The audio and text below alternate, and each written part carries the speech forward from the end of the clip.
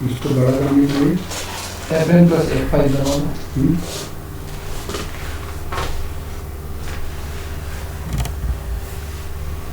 चाबी तुम्हारे पास है ना? ये वो ताला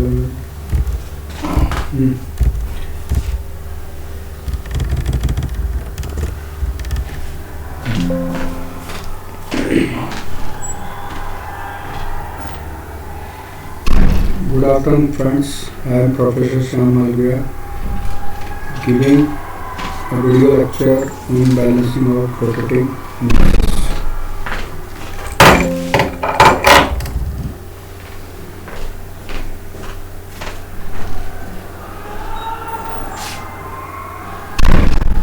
Contents of my videos are balancing of rotating masses, balancing of a single rotating mass by a single mass rotating in the same plane, balancing of a single rotating mass by two masses rotating in different plane, balancing of several masses rotating in same plane, balancing of several masses rotating in different planes, balancing of reciprocating masses.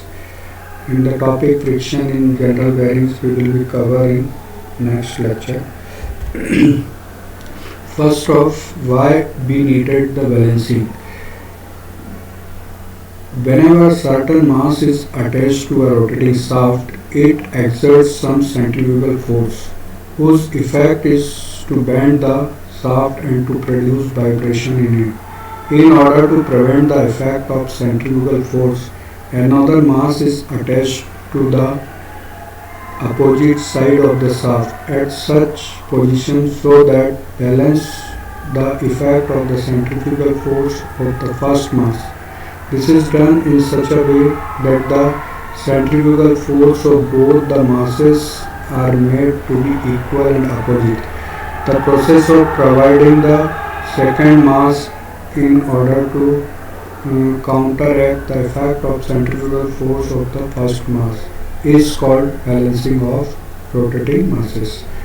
There are 5 cases how we can balance the rotating mass. First, balancing of a single rotating mass by a single mass rotating in the same plane, balancing of a single rotating mass by two masses rotating in different plane, balancing of different masses rotating in same plane, balancing of different masses rotating in different planes. Let's first discuss about the balancing of single rotating mass by a single mass rotating in the same plane. In this condition, disturbing mass, let's consider disturbing mass m1 attached to a shaft rotating at speed of omega radian per second. Let R R1 with a radius of rotation of mass m1. The radius is the distance between the axis of rotation of shaft and the center of gravity of the mass m1. The centrifugal force exerted mass m1 on shaft will be Fc1 is equal to m1 omega square r1. The centrifugal force act radially outward, thus produce bending moment on the shaft. In order to counter the effect of this force, a balancing mass m2 may be attached in the same plane of rotation as the disturbing mass m1 such that the centrifugal force due to two masses are equal and opposite.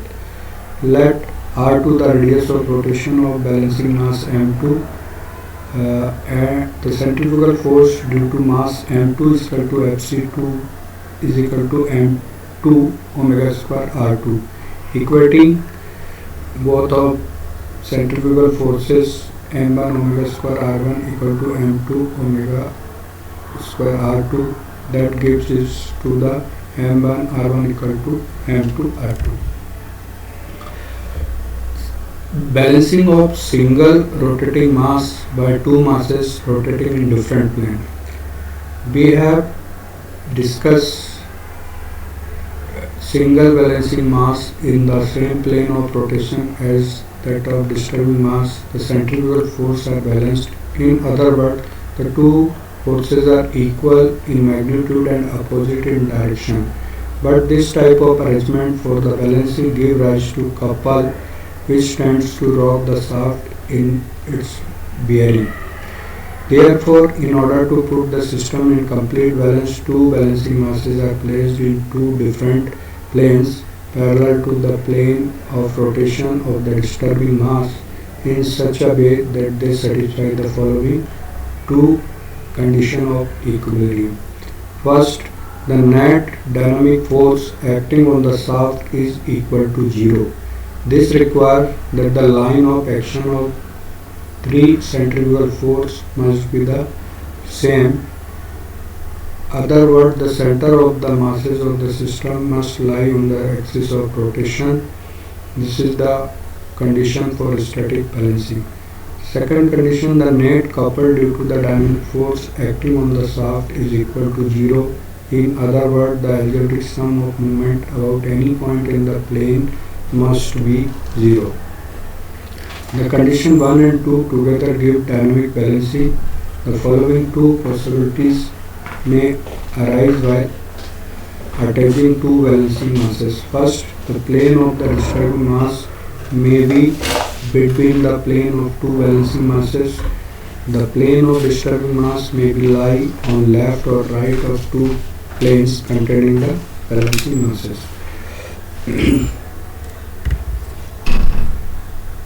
Balancing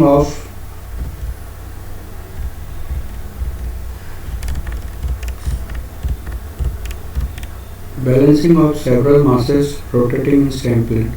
Consider any number of mass of magnitude say 4, magnitude m1, m2, m3, m4 are at a distance r1, r2, r3, r4 from the axis of rotation of shaft. Let theta 1, theta 2, theta 3 and theta 4 be the angle of these masses with the horizontal line OX. Let these masses rotate about an axis O and perpendicular to the plane of paper with constant regular velocity omega radian per second. The magnitude and position of balancing masses may be found out by analytical method or graphical method. So, in analytical methods, the magnitude and direction of balancing mass may be obtained by analytical as discussed. First of all, find out the centrifugal force or the product of mass and its radius of rotation exerted by each mass on the rotating shaft. Resolving the centrifugal forces horizontally and vertically and find their sum. Magnitude of resultant centrifugal force will be Fc is equal to under root summation of horizontal force components square plus square of summation of vertical components square, and the direction of resultant force will be tan theta summation of vertical force component upon summation of horizontal components. So Fc is equal to mr. M is the balancing mass and r is the radius of rotation. Balancing of several masses rotating in different plane. When several masses revolving in different plane, they may be transferred to a reference planes, write as Rp, which may be defined as the plane passes through a point on axis of rotation and perpendicular to it.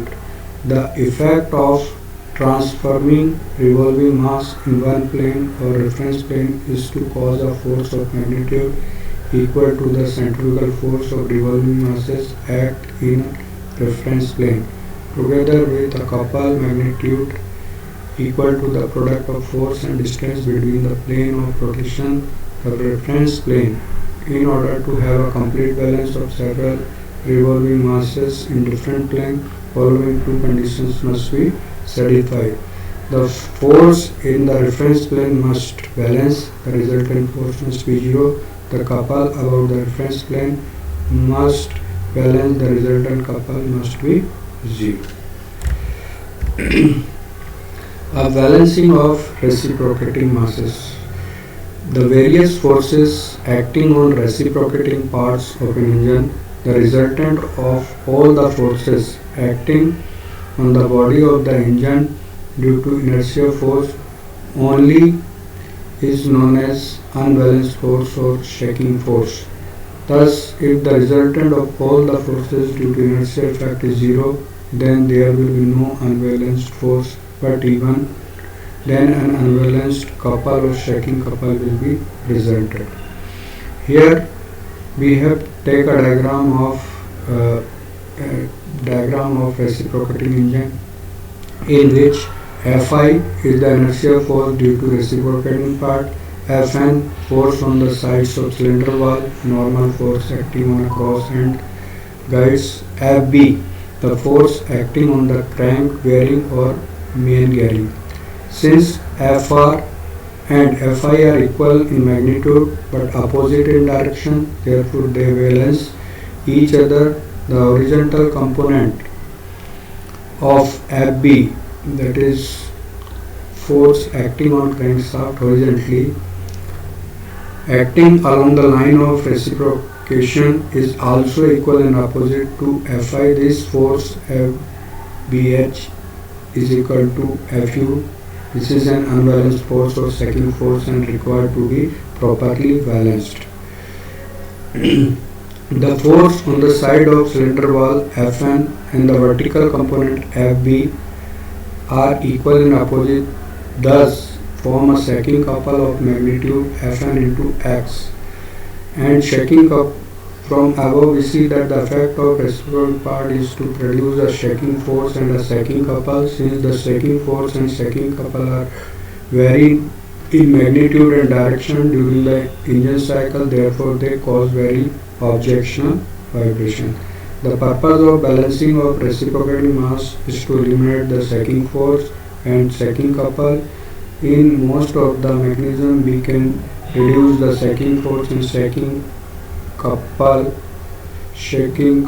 by adding appropriate balancing mass, but it usually is not practical to eliminate them completely. In other words, the reciprocating masses are only partially balanced.